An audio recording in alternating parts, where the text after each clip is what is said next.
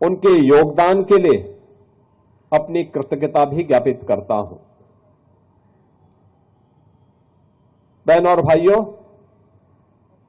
नेताजी सुभाष चंद्र बोस भारत की आजादी का एक ऐसा नाम है जिस नाम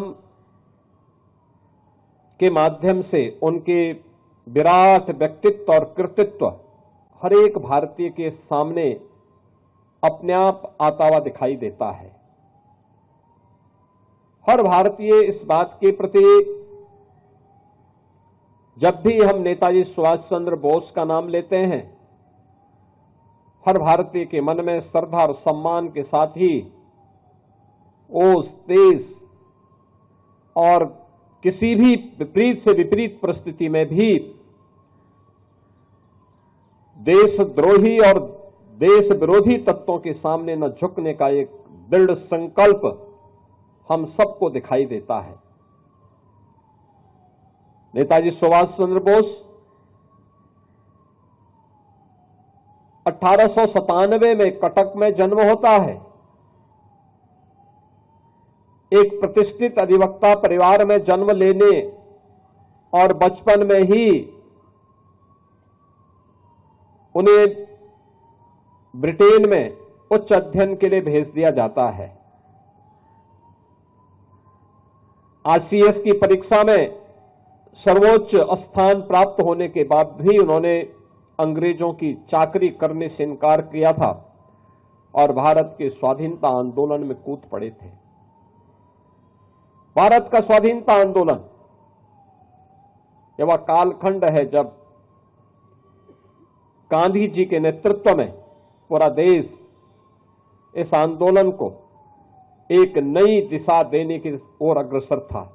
उन स्थितियों में भारत के क्रांतिकारियों के सिरमौर के रूप में नेताजी सुभाष चंद्र बोस ने इस आजादी की लड़ाई को एक नई दिशा दी थी।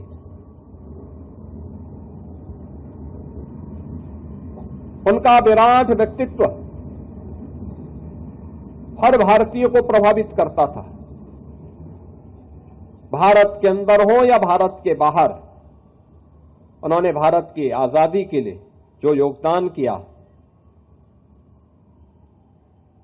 उनका एक एक शब्द अपने आप में आजादी के आंदोलन का मंत्र बन गया। याद करिए ना, जिन्होंने उस समय कहा था, भारतवासियों का आह्वान किया था कि तुम मुझे खून दो, मैं तुम्हें आजादी दूंगा। यह भारत की आजादी का एक मंत्र बन गया। उनका उद्घोष दिल्ली चलो का आज भी हर भारतीय को प्रेरित करता है।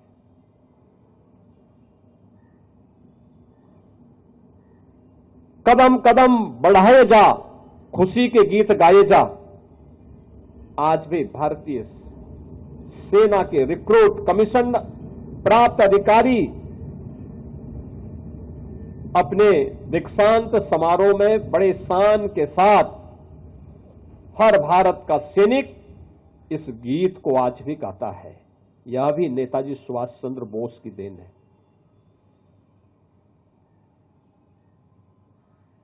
स्वाभाविक रूप से भारत के प्रति जिनके मन में यह उदग्र भाव रहा हो